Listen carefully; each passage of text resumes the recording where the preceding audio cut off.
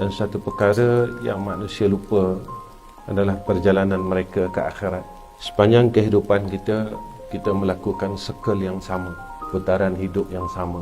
Bangun pagi, lepas daripada salat subuh, kita akan cari dunia, kemudian sehingga petang, malam, dan itulah putaran hidup kita. Sehingga kan saat kita melakukan dan mengikut putaran itu, kita terlupa yang umur kita semakin menuju kepada penghujung dan kita tak buat apa-apa pun. Bekal dalam dunia ini terlalu banyak dah kita kumpul. Aset rumah, harta, kenderaan, saving kita semua dah ada. Tapi bagaimana tentang kehidupan yang pasti, iaitu di akhirat besok? Kita dah siapkan rumah kita tidak di sana?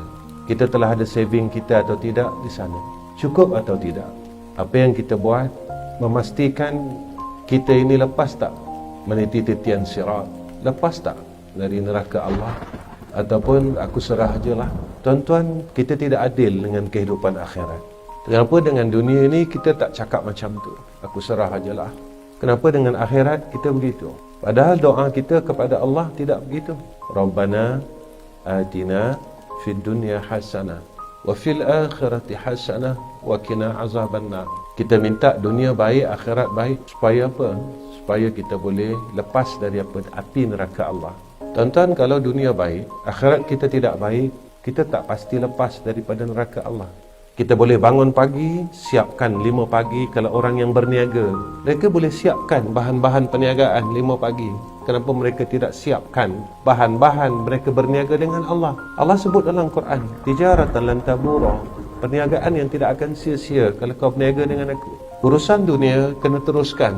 Dunia tak salah, tapi kita yang salah sebab kita ditipu dengan kehidupan dunia ni. Allah beri peluang kita hidup dalam dunia ni, tuan-tuan, adalah sebagai satu anugerah daripada Allah. Bukan Allah jadikan kita dalam dunia saja-saja hidup jadi cikgu, jadi bomber, jadi pegawai itu, jadi peniaga, kumpul duit banyak-banyak dan sebagainya. Bukan. Allah sebut dalam Quran, wa ma khalaqtul jinna wal insa illa liya'budun. Tapi kita ni, tuan-tuan, kita galit dan kita lalai dengan tujuan Allah hidupkan kita, sehingga kita tak tahu kita buat apa dalam hidup ni. Kita dah buang umur kita yang berpuluh tahun, yang kita tak boleh patah balik. Saya tak boleh patah balik dan tuan-tuan tak boleh patah balik.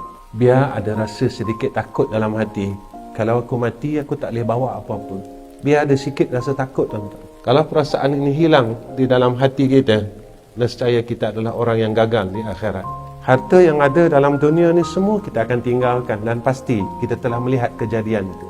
Kita lihat kakak kita, ayah kita, ibu kita, apa yang mereka peluk sewaktu dalam dunia ini dan semasa mereka hidup, semua mereka tinggalkan. Jangan ia berlaku lagi ke atas kita, tuan-tuan. Cukuplah pengajaran kematian itu mengajar kita untuk takut kepada Allah dan hampir kepada Allah.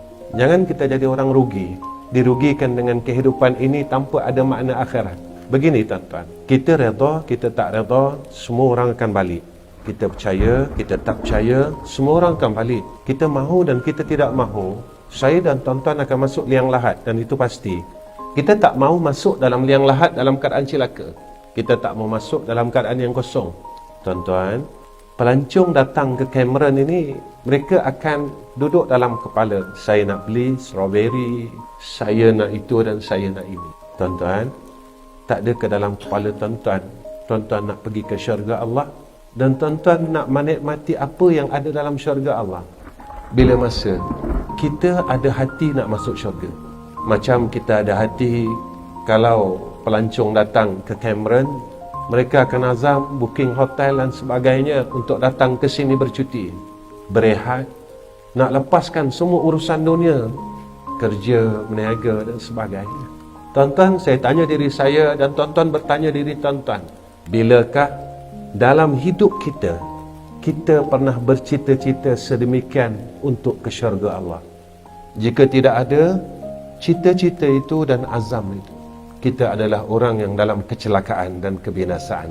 Tidak ada satu sahabat pun yang tidak bercita-cita untuk ke syurga Allah. Sebab itu mereka ada kekuatan untuk hampir dengan Allah. Kerana apa? Motivasi mereka adalah syurga.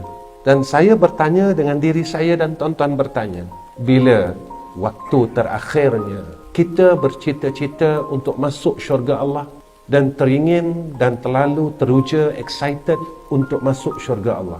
Seperti mana saya dan tuan-tuan datang ke Cameron Highland, kita tidak sabar melihat keindahan itu dan sebagainya.